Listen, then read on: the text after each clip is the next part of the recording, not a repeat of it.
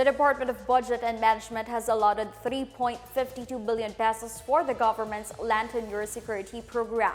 DBM said the proposed budget would enable the Department of Agrarian Reform to acquire and register about 27,942 hectares of land and distribute more than 27,000 hectares of private agricultural and government-owned lands in favor of Filipino farmers. The proposed budget is 12.68% higher than this year's 3.12 billion pesos allocation. Distributing land to Filipino farmers has been one of the priority programs of President Ferdinand R. Marcos. The president also vowed to continue to uphold the rights of farmers and farm workers through the comprehensive agrarian reform law.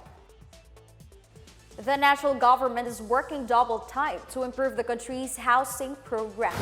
This week, the Department of Human Settlement and Urban Development met with the leaders of sectoral groups to find out how they can help in providing their dream homes. In a consultative meeting, DHSUD Undersecretary Gary de Guzman, along with Assistant Secretary-designate Sharon Faith Paquiz, addressed the concerns raised by leaders of Kalipunan ng Masang Pilipino, Filipino Drivers Transport Academy Philippines, and Philippine Association of Detective and Protective Agency Operators. De Guzman acknowledged the inputs from the sector leaders and committed to assist them in capacitating their group and estate management and payment collection efficiency.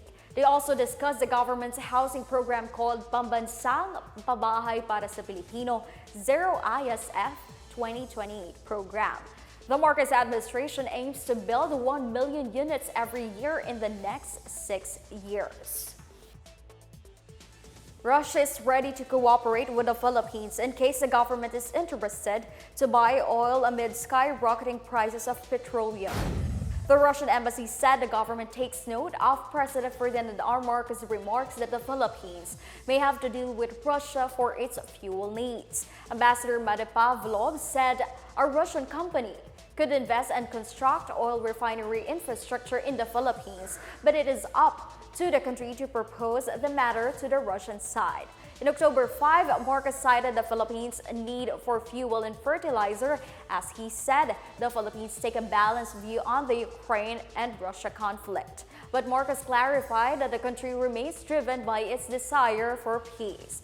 Last March, the Philippines and 140 other countries voted in favor of the United Nations resolution condemning the Russian invasion of Ukraine.